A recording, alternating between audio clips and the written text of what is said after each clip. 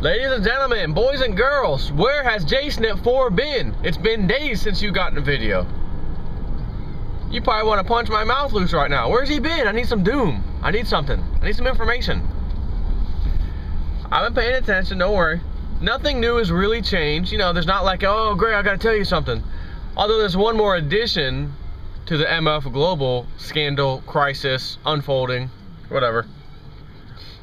And that is, and I was talking to, I almost said Dowell, Mr. Dowell, Pastor Dowell, this morning a little bit about some things. He'd been out of town doing his thing in North Carolina, and so he'd call me asking if there's anything he missed, you know, since he'd been gone. And there's just one thing really, and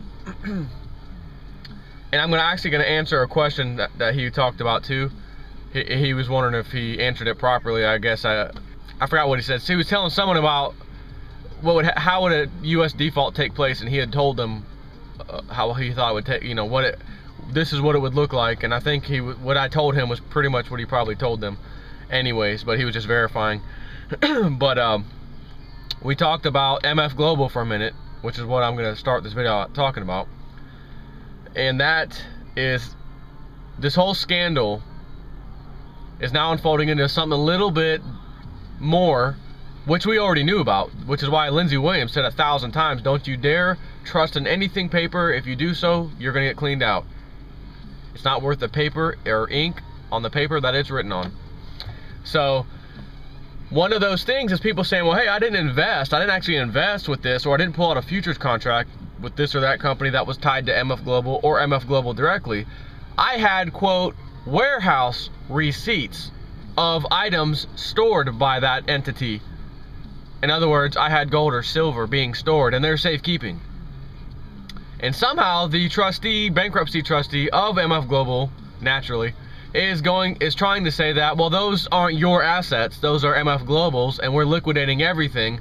And even though the price of gold and silver has gone down pretty significantly lately, we have no choice but to sell right now so that we can come up with the cash to give everybody, all the clients' funds, in return, from the looks of it, up to 72% or so of their, so everyone's gonna take they'll get back 72% of what they lost, so to speak, but they have to liquidate everything.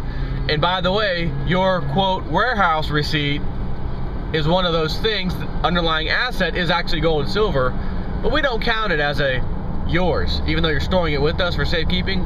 We're looking at it as ours, and it's something that we have to liquidate. So who do you think they're gonna liquidate it to? Their buddies. The real thing, their buddies will get it, and you'll get back paper money. So the people with the warehouse receipts are saying, wait a minute, we're not taking a 72% beating, even if you wanted to pay us the cash value of what we have in there. No, we want the actual thing. For example, if I go to my bank and put something in this safe deposit box, mine, right, it's mine, I put coins in there or something, and then the bank goes bye-bye, my stuff is still there. I left a physical item there in a safety deposit box that can't go away. It's always there. So if I go to the bank, knock on the door, forget the money, just give me my asset out of that safety deposit box, number 719, that one's mine. And then the bank would turn around and tell you, yeah, listen, we liquidated the items in all the safety deposit boxes so that we could make our customers whole again, even though they took a 72% beating. Therefore, you'll also take a 72% beating, and here's the cash equivalent of whatever you had in there. It doesn't work that way. So naturally, there's going to be lawsuits filed, etc. So that's just going to continue. It's just incredible when you see how these banksters work. They are masters of using other people's money, other people's wealth, other people's assets to make themselves filthy rich. Do you really think John Corzine is upset that his company, MF Global, it went bankrupt? Like I said the other day, my boss would be in tears, and the vice president would be in tears and upset and crying if our company went under. That's how much they care about us and the company. John Corzine's like, look, I don't know where your money went, and I don't even have access to my own email anymore because I stepped down as CEO, guys. I'm sorry about that. Have a nice day. Did he look real upset? No, because he'd been paying himself tens of millions of dollars in bonuses of hundreds of millions. God knows what the actual amount is. In the meantime, so even he wouldn't care if he had stock in his own company, MF Global, and then lost it. Or lost some part of the company, went down, and he had some kind of investment in there. Oh man, that guy lost myself, man. I took a beating too. It doesn't matter. They don't care if their stock. JP Morgan's not going to care if JP Morgan stock goes down to nothing, because those are the member of the boards, right? The CEO, all these guys on the top, they get paid big bucks to be in those positions. So if you're a CEO of these companies and it goes under, and you've been paying yourself for the last several years tens of millions of dollars, who cares if you lost, the company went down and you lost people's money? You just start a new company with a tiny portion of your paycheck, which was those tens of millions of dollars, and start a new one. No big deal. And the bozo sheep will say, oh yeah, I gotta invest in something. They're not gonna do the research. They're not gonna figure out, well, isn't he the guy that you did that back then, and this guy, he was in that position and now he's over here? No. So the sheep will be fleeced and taken advantage of again. So the other thing, which we and Pastor Dow were talking about, was how a collapse would look in America. What does it mean if we default on our debt specifically? There's two examples, and there's only two. We come out with a new currency and tell everybody who has paper dollars or bonds or anything US dollar denominated, you just took a 75% haircut.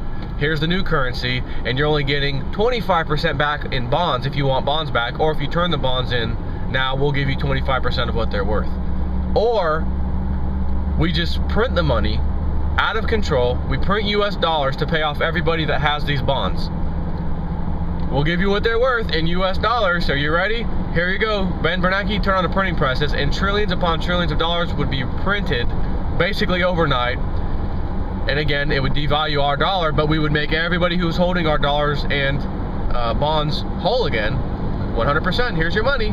Except it just takes you 3 or 4 times those dollars to buy something. And again, gold and silver will hedge against all of that. Either scenario, gold and silver is a winner. So right now, we have an opportunity, basically, to take advantage with low gold and silver, just like they're doing. They're liquidating all these people's assets. Hey guys, sorry. You know they're scooping it up. So that also begs the question, are we really going to see sub $20 silver? Sub $1,200 gold? It may not. I mean, I could argue a good case of why we could see that, because they want to scoop up everything, all the assets, real assets, for pennies on the dollar, and $30 silver and $1,500, $1,600 gold. That's not pennies on the dollar. They need to destroy those markets. But it might be possible that they just can't go that low, because if they go that low, and they're going to realize everyone else is piling in on the physical too, they're going to cause a shortage, and then their whole paper Ponzi scheme game goes away. But at the same time, maybe they already know this and they're planning for it. It's hard to say. The bottom line is, where's the future after whatever happens? If they do this, or plan A, or plan B, or plan C, or maybe a plan D we didn't really know about, all of those plans, regardless, equal big time money for gold and silver. So that's the other thing I want to tell you about. Now, one final thing I'm going to tell you about. As you know, I play computer games and stuff every now and then. Used to be a hardcore gamer back in the day. Played World of Warcraft for years. Man, what a waste of my life that was. And it's sad, but those games are addicting like that. And I don't do it anymore. But I do play games where you can say, hey, you want to play? Yeah, let's play. Let's get online real quick. Okay, play a game. You don't have to. It starts. Everyone starts fair. You play the game. It ends. You go back. You don't have to like log back in. I gotta go farm for gold. I gotta go up my character stats and such and such. No, you don't have to do that nonsense. So what I'm saying is, if there's anyone out there who likes military type of strategic games, kind of like Battlefield 2, 3, and kind of like Call of Duty Modern Warfare 3, similar. There was a game that was a couple years old now, still a lot of fun to play, called Armed Assault 2. And on Amazon, they have a package. I think it's called Combined Operations. ARMA for short, ARMA. ARMA 2 Combined Operations, or Combined Ops. It's on Amazon for like $27. And when you check out, before you check out, you'll see at the bottom, PC, DVD, or download. Choose download and you can get it right away and start downloading it. They'll give you the serial keys there. It's only $27 for the game and the add-on total. And as I said, you can't focus on all this doom and gloom and stuff constantly 24/7. You got to check out clock out for a minute, have a little fun, play a game. We took the kids out, learned how to ride a bike yesterday for a while. They've been picking up on that real good. You know, you gotta do stuff. So what I'm saying is, if there's anyone out there who wants to get down, and you don't even have to play online like against other people, although you can. They have pretty fun co-op missions, and I can create my own mission too. That's another thing that comes with this game, is an awesome mission creator. And I mean, every military vehicle you can think of pretty much is in the game. Boats, air, helicopters, C-130s. You can drive them, fly them all. You can ride in as passengers. You can jump out. You can parachute. It's just fun. I'm trying to get Pastor Dowell on board on this one. But long story short is, we could all say, hey, Jay Snip, man, let's get on, let's go play something on Thursday night, and I'll put a little video out. Hey guys, you know, or if I have to do a video, whatever, email you guys if you want to play.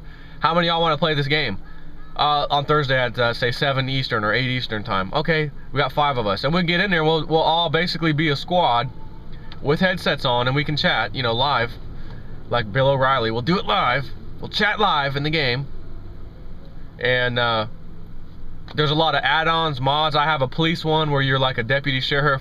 I could go on forever about this, but it's fun. It keeps your mind off of crap for a while, lets you focus on having a good time with some friends online. If any of you are down, you gotta get the game, let me know. Again, Armed Assault 2 Combined Operations. I will tell you, you're probably gonna need at least a dual-core computer. Any dual-core computer processor would be fine.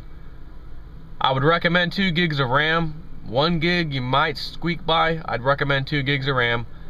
As far as a video card goes, I would say nothing less than a 9800 GeForce Pro or GeForce 9800 Pro. Those should be pretty cheap right now. And I'll tell you, I was on Tiger Direct the other day, and they have a GeForce 550 Ti, I think, for like $109. It was an overclocked version.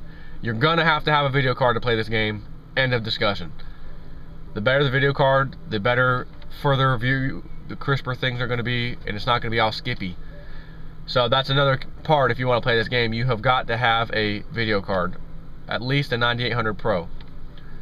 Again, for $109 for that one, it's a great deal right now at Tiger Direct or CompUSA.com. That's all I'm going to tell you right now. Again, if you want to play this, hit me up, private chat, whatever, private message me in YouTube, and we'll get together. I got my brother-in-law, my best friend. We play it. We just got it recently. Actually started playing it. It's actually really fun. And again, you can make the missions. People can throw out ideas. Hey, make a mission that does this and this and this. Fine, I'll make a mission. It's pretty cool. Anyways, gotta eat lunch. Talk to y'all later.